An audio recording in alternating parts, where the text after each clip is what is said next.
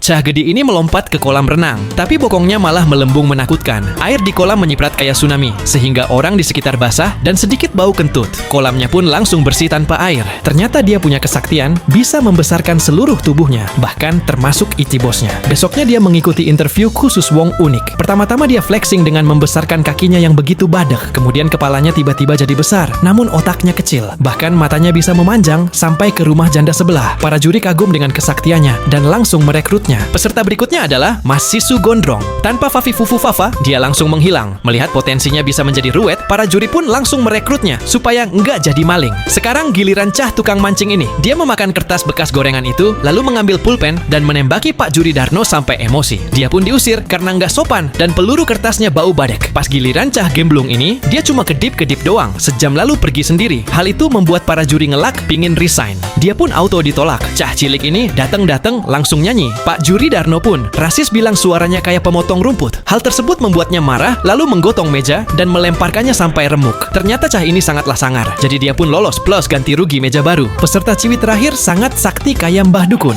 Dia adalah pengendali pikiran, bahkan bisa membaca pikiran Pak Juri Darno yang kotor dan pingin korupsi. Kesaktian itu pun langsung membuatnya lolos. Akhirnya, 4 Cah sangar terpilih untuk membentuk Ormas Dukun Sakti. Besoknya, Pak Darno memulai pendidikan. Namun ibarat mengajari ikan berenang, mereka pun males. Cah sangar ini sedang latihan mengangkat cor-coran. Tapi Pak Darno Kusluk bilang kalau bajunya itu KW. Dia pun emosi dan melempar cor-coran itu sampai memecahkan kaca. Dan kena denda ganti rugi lagi buat mengganti kaca. Sisu Gondrong yang sedang latihan tiba-tiba menghilang dari lane. Saat staf sibuk mencarinya, ternyata dia udah OTW mancing sama temennya. Bro Jumadi juga sama aja. Dia males keluar kamar. Tapi Pak Pelatih Darno yang kucluk dan menggemaskan meminta saran program diet. Bro Jumadi pun jadi emosi kemudian membesar menggencet Pak Darno sampai hampir AFK. Pak Pelatih Darno jadi geram ngelihat circle dukun saktinya pada nolep. Tapi sabar, dia pun ngide buat ngajak mereka naik piring terbang untuk survei lokasi sekalian buat madang geden di Padang 10.000. Kasir yang melihat alien beli padang murah pun berpikir jika mereka harus buka di planet lain. Setelah selesai halan-halan,